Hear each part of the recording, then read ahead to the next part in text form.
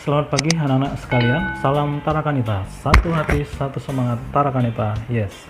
Bagaimana kabarnya pada pagi hari ini? Saya berharap semuanya masih dalam keadaan sehat dan kita tetap mengikuti imbauan dari pemerintah untuk senantiasa melakukan aktivitas di rumah saja, termasuk kegiatan pembelajaran seperti yang akan kita laksanakan pada pagi hari ini.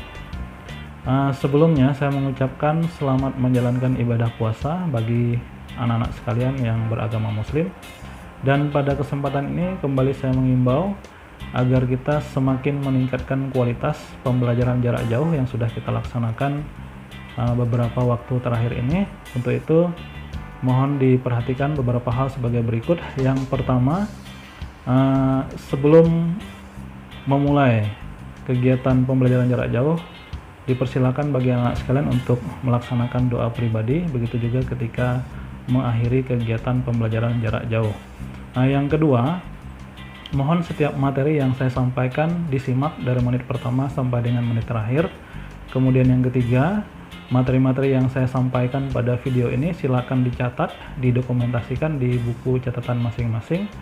Kemudian yang keempat, untuk tugas yang nanti saya berikan pada akhir pembelajaran, silakan diketik di Microsoft Word, kemudian dikirimkan kepada saya melalui Google Classroom. Kemudian untuk anak-anak yang tidak memiliki fasilitas laptop ataupun komputer di rumah, silakan dikerjakan seperti biasa di buku latihan, kemudian hasilnya difoto lalu dikirimkan ke saya melalui Google Classroom. Adapun untuk materi pokok yang akan kita bahas pada pembelajaran hari ini adalah tentang persiapan pementasan drama dan menulis naskah drama. Untuk lebih lengkapnya silahkan Anda simak penjelasan sebagai berikut.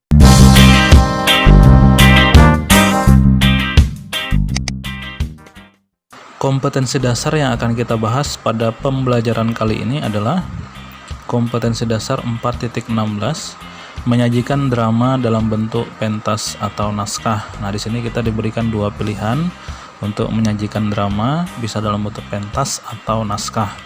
Kita sesuaikan dengan kondisi kita saat ini, di mana kita sedang melaksanakan pembelajaran jarak jauh. Maka nanti di akhir pembelajaran, anak-anak sekalian hanya saya minta untuk menulis sebuah naskah drama. Adapun untuk tujuan pembelajaran, di sini ada dua yang harus dicapai. Yang pertama, memahami hal-hal yang harus dipersiapkan dalam pementasan drama. Kemudian yang kedua, menyajikan drama dalam bentuk pentas atau naskah. Nah, dua hal tersebutlah nanti yang akan kita bicarakan dalam proses pembelajaran kali ini. Selanjutnya, apa saja yang harus dipersiapkan dalam sebuah pementasan drama? Kita lihat satu persatu. Yang pertama adalah persiapan pemain. Dalam persiapan pemain ini ada 5 hal yang harus dilakukan. Yang pertama adalah pemilihan peran atau casting. Nanti ketika Anda membentuk sebuah kelompok pementasan drama, pastikan bahwa di dalam kelompok tersebut ada salah satu yang khusus ditugaskan menjadi sutradara. Nah, nanti sutradara ini akan menentukan peran dari setiap orang yang ada dalam kelompok tersebut. Dipastikan juga bahwa setiap orang itu mendapatkan peran yang tepat agar nanti ketika pentas betul-betul bisa maksimal penampilannya. Kemudian yang kedua, mempelajari naskah atau biasa disebut dengan proses reading. Di sini nanti setiap orang dalam kelompok pementasan drama itu membaca naskah secara keseluruhan, tujuannya untuk memahami alur cerita secara utuh, kemudian juga mempelajari karakter dari setiap tokoh yang ada dalam cerita tersebut. Yang ketiga, berlatih mengucapkan dialog tokoh yang diperankan. Dalam hal ini biasanya diawali dengan berlatih mengucapkan dialog secara mandiri terlebih dahulu, kemudian setelah semuanya siap, baru dilatih secara berkelompok. Kemudian yang keempat, mengatur teknis pentas atau blocking. Ini sangat penting dalam persiapan pementasan drama, dan ini menjadi tugas yang sangat penting untuk sutradara untuk mengatur melalui pintu mana para aktor nanti masuk ke atas panggung, kemudian ketika akan meninggalkan panggung keluar melalui pintu mana, itu ditentukan pada saat persiapan blocking. Termasuk posisi yang bagus untuk dilihat penonton ketika berperan di atas panggung itu juga nanti ditentukan pada proses persiapan ini, pada proses blocking. Kemudian yang terakhir, berlatih menghayati peran. Ini juga tidak kalah penting, karena kalau Anda betul-betul menghayati peran yang Anda mainkan, maka nanti ketika Anda tampil di atas panggung, ekspresi yang keluar itu menjadi lebih natural dan suasana menjadi lebih hidup, karena Anda betul-betul memahami karakter tokoh yang Anda perankan. Persiapan yang selanjutnya adalah persiapan kostum. Ada dua hal yang perlu diperhatikan. Yang pertama adalah para pemain memilih atau menentukan kostum yang sesuai. Dalam hal ini, ketika Anda menentukan kostum yang akan digunakan dalam pementasan drama, itu ada dua hal yang perlu diperhatikan. Yang pertama adalah tokoh di situ berperan sebagai apa.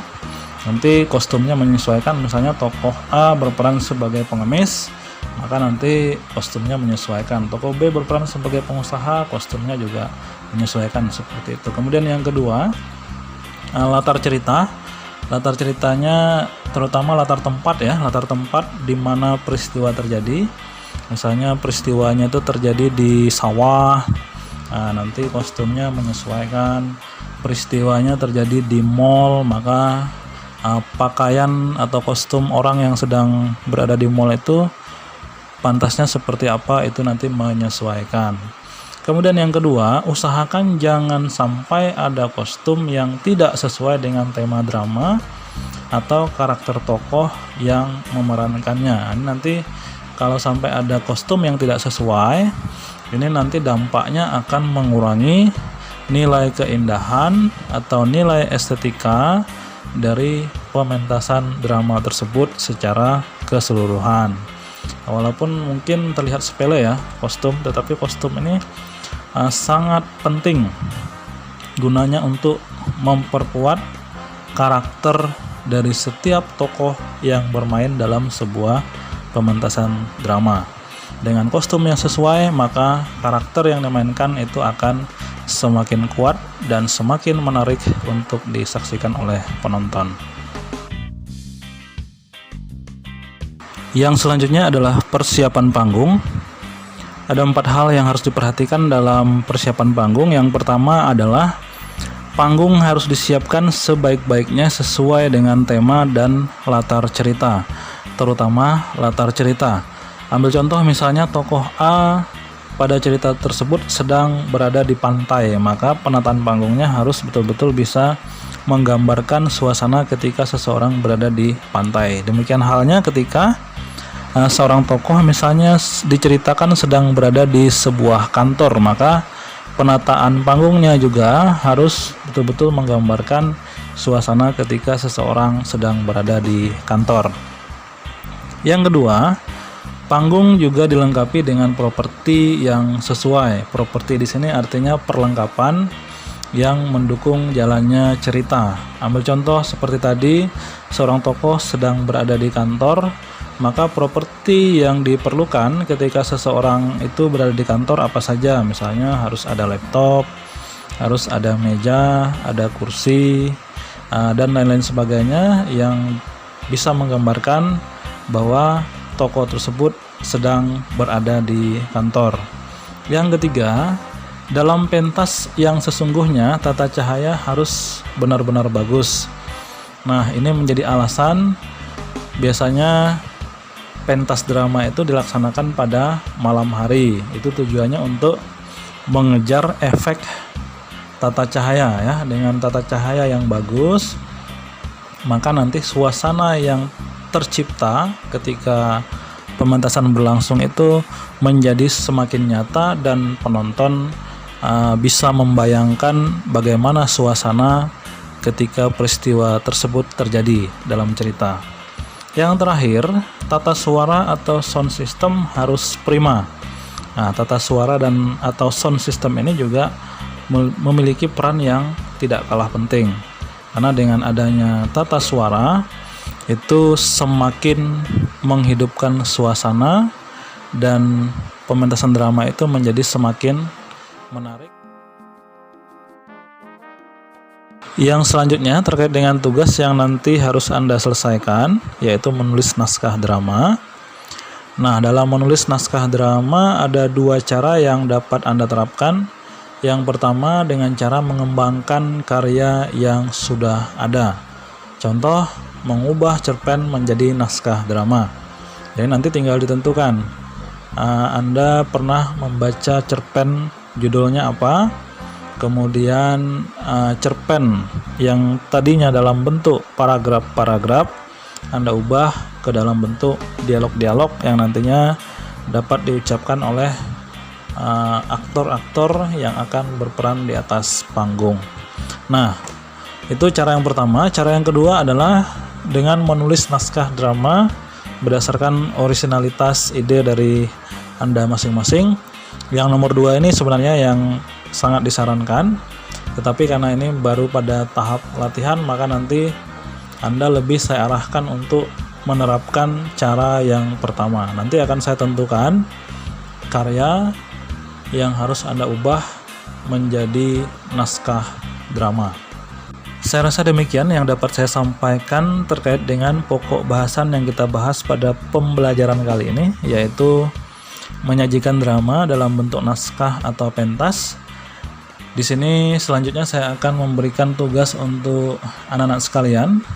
Tugasnya adalah bacalah cerpen berjudul Hukuman Manis Buat Arya yang ditulis oleh Lestari Danardana pada buku paket Anda halaman 251 sampai dengan 254. Kemudian selanjutnya Anda ubah cerpen tersebut menjadi sebuah naskah drama.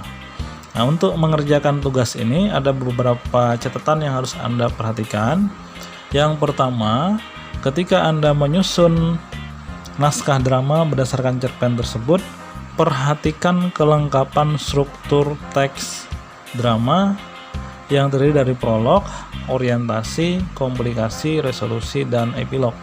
Artinya unsur-unsur tersebut harus ada di dalam drama yang Anda susun. Yang kedua, pastikan terdapat tokoh, wawancang atau dialog, dan kramagung atau keterangan dialog pada naskah yang Anda buat nantinya. Kemudian yang terakhir, bagi anak-anak sekalian yang memiliki fasilitas laptop atau komputer, tugasnya diketik saja di Microsoft Word, kemudian nanti Anda kirimkan kepada saya melalui Google Classroom. Dan bagi anak-anak sekalian yang tidak memiliki fasilitas laptop atau komputer, seperti biasa saja, kerjakan tugas ini di buku latihan, kemudian hasilnya Anda foto, kemudian Anda kirimkan kepada saya melalui Google Classroom. Nah, demikian tugas yang saya berikan. Silakan dikerjakan, dan kalau sudah, silakan di